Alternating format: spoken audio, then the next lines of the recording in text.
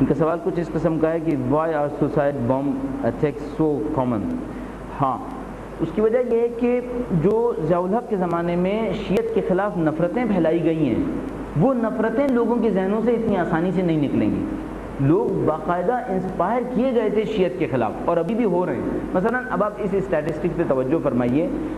آپ نے پہلے بھی کہیں یقیناً دیکھا ہوگا کہ کم از کم بہت کنزرویٹو ہو جائیں آپ کے کچھ نہیں تو 2 لاکھ خواتین دینی مدرسوں میں پڑھ رہی ہیں. کم از کم 2 لاکھ خواتین دینی مدرسوں میں پڑھنے کا مطلب کیا ہے؟ یہ مدرسے معمولاً وہ ہیں جہاں ہمیں کافر سمجھا جا رہا ہے. صحیح؟ اس کا مطلب ہے کہ 2 لاکھ مائیں ایسی تیار ہو رہی ہیں جو آپ کو کافر کہہ رہی ہیں. اچھا، اب پر ماہ 4 بچے کاؤنٹ کر لیں پاکستان کا ایوریج، تو اگلی جنریشن میں 8 لاکھ بچے گھٹی میں شیعہ کافر ہے کہہ کر پیدا ہو گئے. کہاں سے نفرت ختم ہوگی؟ بہت محنت کرنی پڑے گی. یہ سب چیزیں اتنی آسانی سے نہیں جائیں گی. یہ انلائٹڈ ماڈرنزم وغیرہ یہ بات کی باتیں ہیں.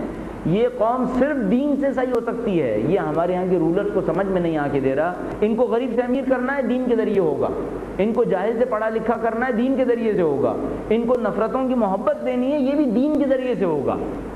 اگر دین نفرت دے تو ٹیلی ویژن چینل محبت نہیں دے پائے گا. ہم لوگ یہ سمجھ رہے ہیں کہ دین نفرت دیتا رہے گا اور ہم ٹیلی ویژن چینل سے ان کو محبتیں سکھائیں گے. نہیں، ایسا نہیں ہوگا.